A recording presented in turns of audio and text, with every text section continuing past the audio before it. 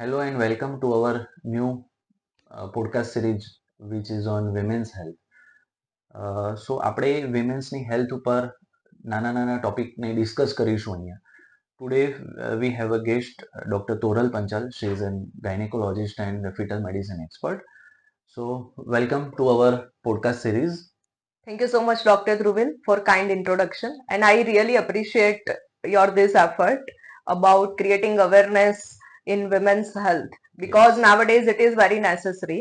Because patients, what they do nowadays, they identify a problem and they start googling. But in fact, they should consult the gynecologist and take expert advice. ગૂગલમાં દરેક વસ્તુ cover નથી થતી હોતી અને પછી એ લોકોનામાં misconception થઈ જાય અને એ લોકો એમાં ને એમાં ગૂંચવાયા કરે છે. Definitely. So as an expert, we should have this type of conversations. We can't convey every message in OPD consultations. So welcome to the series. So first question is આપણે આ સિરીઝમાં 5 questions હશે, rapid fire questions, and we will cover all the questions in 5 minutes. Okay. Will not take too much time of yours. Okay, sir. So first is what are the most common gynecological problems women face in this age? How they can be prevented? See, most common gynecological problem nowadays is first of all abnormal vaginal discharge. Yes. Which Leukorrhea. is also known as a leukorrhea. Yes. So this discharge, it can be due to normal physiological changes in the body as per cycle hormonal changes, or it can be due to any infection also. Definitely. So it is very important and vital to consult the doctor and let yourself examine by an expert. Second most common, everyone is nowadays is talking about PCOD. PCOS, yes. Right? So PCOD can manifest in various ways, like sudden increase in weight or sudden change in weight. There can be abnormal hair growth at abnormal places and skin discoloration, irregular periods, infertility. So PCOD is also very common nowadays. So in that case also we need to have get sonography done and we would suggest you to get hormonal investigations done. Definitely. So આ બધા જ problem થઈ રહ્યા છે. So how important is to consult or visit your doctor in this period? Yes. So જેમ મેં આગળ વાત કરી એમ કે નોર્મલ શું છે અને એબનોર્મલ શું છે, તો પહેલા દરેક ફિમેલ આઈડેન્ટિફાય કરવાનું છે કે ના મારા બોડીમાં કઈ એબનોર્મલ થઈ રહ્યું છે, ઇન ધ ફોર્મ ઓફ કે એબનોર્મલ ડિસ્ચાર્જ થઈ રહ્યો છે, બોડીમાં કઈ ચેન્જ આવી રહ્યો છે, પીરિયડ્સમાં કઈ પ્રોબ્લેમ થઈ રહ્યો છે. જ્યારે પણ એવું લાગે કે ના સમથિંગ ઇઝ એબનોર્મલ, તો એટ ધેટ ટાઈમ પ્રોમ્પ્ટલી તમારે ગાયનેકોલોજીસ્ટ સાથે કન્સલ્ટ કરો, કારણ કે ડોક્ટર તમારી પ્રોપર ફિઝિકલ હિસ્ટ્રી લેશે, તમારું ફિઝિકલ એક્ઝામિનેશન કરશે, તમારી સોનોગ્રાફી કરશે, જરૂર પડે એમ બ્લડ ઇન્વેસ્ટિગેશન કરાવશે. રાઈટ? તો એના પરથી તમારા પ્રોબ્લેમનું ડાયગ્નોસિસ એટલે કે નિદાન અને એ પ્રમાણે આગળ ટ્રીટમેન્ટ થતી હોય છે. બીજું કે ખાલી ડિઝીઝ હોય અને જ ડોક્ટર પાસે જવું, ગાયનેકોલોજીસ્ટ પાસે જવું એવું પણ નથી. ઘણી વસ્તુ એવી છે કે જે આપણે આપણા બોડીના બેટરમેન્ટ માટે, જેમ કે યંગ ફિમેલ્સ, જેમ કે વેક્સિનનો કન્સેપ્ટ છે, તો વેક્સિન ખાલી પીડિયાટ્રિક એજ ગ્રુપમાં આપવી એવું નથી. HPV વેક્સિન છે જે ગર્ભાશયના મુખનું એટલે કે સર્વિક્સનું કેન્સર પ્રિવેન્ટ કરવા માટે જે આપવાની હોય છે, તે વેક્સિન આપણે ટીન એજમાં આપતા હોઈએ છીએ. 9 yearsથી સ્ટાર્ટ થાય છે. તો ત્યારે કોઈ પ્રોબ્લેમ નથી ગર્લને, છતાં આપણે એને વેક્સિન માટે ક્લિનિક વિઝિટ ને જાણવું ખૂબ જરૂરી છે. It is called screening examinations. Yes. બીજું કે ઘણીવાર આફ્ટર ધ એજ ઓફ 35 તમારે રેગ્યુલર પેપ ટેસ્ટ કરાવવું જોઈએ, રેગ્યુલર એન્યુઅલ સોનોગ્રાફી કરાવવી જોઈએ, સ્તનનું સ્ક્રીનિંગ એટલે કે મેમોગ્રાફી, સેલ્ફ એક્ઝામિનેશન ને મેમોગ્રાફી કરાવવી જોઈએ. તો આ રીતે તમારે તમારા ફેમિલી ડોક્ટર, ફેમિલી ગાયનેકોલોજીસ્ટના ટચમાં રહેવું ખૂબ જ જરૂરી બની જાય છે. ઓકે, જેમ આપણે લાઇફસ્ટાઇલની વાત કરી, PCOSની વાત કરી, બીજા હોર્મોનલ ચેન્જીસ રિલેટેડ ડિસીઝની વાત કરી, તો in this period how lifestyle changes can woman add up to maintain optimal reproductive health? કારણ કે PCOSમાં જે બીજા બધા હોર્મોનલ ચેન્જીસ અલ્ટિમેટલી આપણને રિપ્રોડક્ટિવ હેલ્થ પર, વિમેનની રિપ્રોડક્ટિવ હેલ્થ પર ઇફેક્ટ કરી રહ્યા છે. સો એના માટે શું કરી શકાય? Yes. So lifestyle changes should be done in the form of proper diet, Yes. right? One should avoid too much of sweets, junk food, Junk food. etc. Okay. Then proper exercise should be done.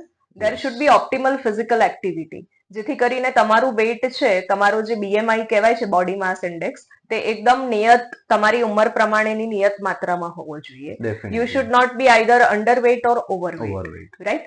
એટલે diet, exercise, બીજું કે stress management. આજકાલ દરેક માણસને અલગ અલગ બધાને ટાઈપના stress છે. સ્ટ્રેસ છે. Yes. એજ્યુકેશન, નાની ઉંમરથી એજ્યુકેશન સ્ટ્રેસ છે, પછી career related, job related stress, family stress.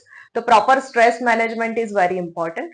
And બીજું કે optimum amount of rest and the sleep, it is also very important. Definitely. તો Proper રાત્રે 11 વાગે સુઈને સવારે 7 કે 6:30 વાગે ઉઠવું, એ જે આપણા વડીલો કહેતા હતા, that is definitely important. Definitely 6 to 8 hours of sleep is very optimum. Very optimum. Okay. So the next question is, when should women consider consulting a gynecologist for fertility concern or a planning for pregnancy? Yes, this is a very good question, Dr. Yes. Dhruvil. So every woman before planning a pregnancy should consult, irrespective of the age, right? Because Okay. there are certain vitamins like a folic acid, which your gynecologist will recommend, that needs to be taken at least 3 to 6 months prior to your pregnancy conception, like in your planning period. બીજું કે કઈ એવા diseases છે, genetic problems છે, કે જે તમારા કે તમારા હસબન્ડને હોય, તો એ આપણે આવનારા બાળકમાં ના થાય તેના રિલેટેડ આપણે ચર્ચા કરી શકીએ. બીજું કે જ્યારે ફર્ટિલિટીની વાત આવે છે, તો nowadays late marriages are very common. Definitely.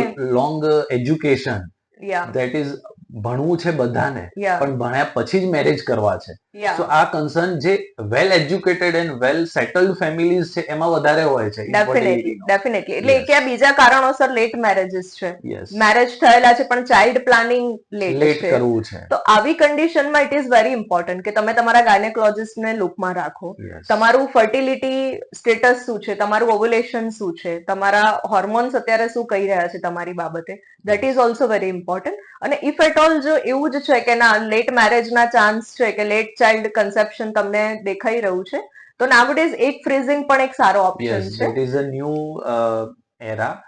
હવે લોકો પોતાના એગ્સ ને ફ્રીઝ કરી રહ્યા છે.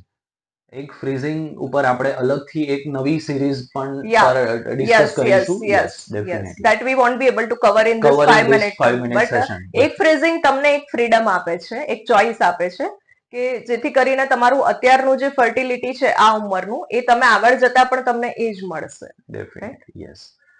So last question is, what are the red flags women should never ignore in their gynecological health? Yes.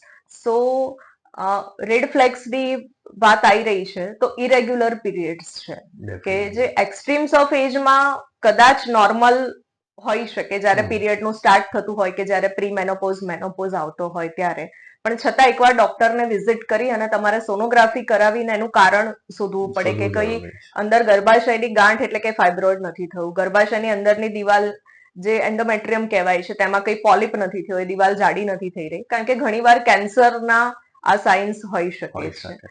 બીજું કે કોઈ જગ્યાએ તમને એબનોર્મલ વાટ દેખાય નીચેની જગ્યામાં, કાં તો પછી તમને કોઈ અલ્સર દેખાય, તેને આપણે ઇગ્નોર સર્ટેનલી ના કરવું જોઈએ અને તરત જ તમારે ગાયનેકને કન્સલ્ટ કરવું જોઈએ. ડિસ્ચાર્જ થતું હોય છે. ડેફિનેટલી. ઘણીવાર એવું થાય કે એબનોર્મલ ડિસ્ચાર્જ હોય, ફાઉલ સ્મેલિંગ ડિસ્ચાર્જ હોય, તો તેને ફિમેલ કે આ તો ડિસ્ચાર્જ જ છે ને એમ કરીને ઇગ્નોર કરતા હોય છે, but it can turn out to be any pathology or even extreme કે કેન્સર પણ એ હોઈ શકે છે. ગર્ભાશયના મુખની તપાસ આપણે એટલા માટે સજેસ્ટ કરતા. Yes, definitely. તો ઘણા એવા પેશન્ટ, નિગ્લેક્ટેડ પેશન્ટ અમે લોકો રિસીવ કરતા હોઈએ છીએ કે જેમાં આપણને ખરેખર એવો વિચાર આવે કે જો આ લેડી આપણને પહેલા બતાવવા આવી હોત તો ઘણું બધું આપણે સારું કરી શક્યા હોત.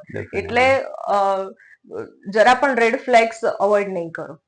So, thank you, madam, for joining us. Thank you so much, sir. I really appreciate your and effort. Podcast series. Yeah, definitely. I would like to see you again, and this is a very nice effort which you are putting. Yeah. Thank you so much, guys, and please like, share, and subscribe us, and do join us in our OPD for such like questions. તમે અમને ગમે ત્યારે consult કરી શકો છો. You can follow us on Instagram and Facebook also. Thank you so much. And we have these different facilities at Definitely. our setup, like advanced 3D 4D sonography, this HPV vaccination, PAP test, and we have very advanced OT complex Yes. also. So everything is our under one center roof. is like State of an tertiary art center. state of an art Yes. facility. Yes. So everything can be covered. You can get every facility under one roof. So thank you so much for joining us. Thank you. Yeah. Thank you.